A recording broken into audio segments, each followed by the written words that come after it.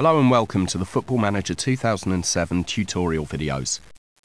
In Football Manager 2007, getting your day-to-day training regime just right is vital for on-the-field success. It's very simple to set up and involves pushing sliders on the various aspects of each session up and down to set your session up. The default schedule, which outfield players start upon, is aimed at being a balanced schedule and will generally maintain all attributes. You can increase the workload of this schedule, but you'll tire players out more and increase the chances of them getting training injuries. You could decide to divide your players into schedules based on areas of their game that they are lacking on.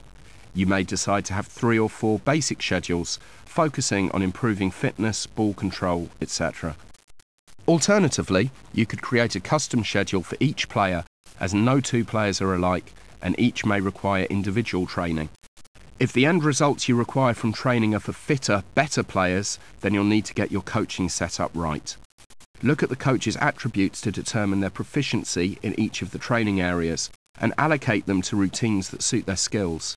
Clearly, if you're at a smaller club, you may not have the resources to fund a range of coaches. But regardless of your current club, it pays to understand how coaches work, and how their ability to improve your players can be hampered or improved.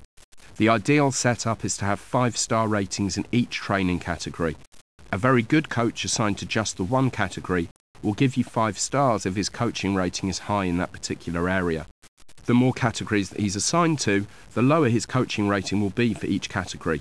It takes around 2 months generally for most players to receive the full effects from starting a balanced, normal training regime after a period of inactivity. Obviously, if someone has reached the peak on their current training regime, you then alter it so that it concentrates more on one area and less on another. He will gain points in the more vigorously trained area, but also be liable to lose points from the now lesser trained area. You can find the option for retraining a player for a specific position in the training section of a player's profile. Players tend to be more likely to progress with position training if they are young than when they're old.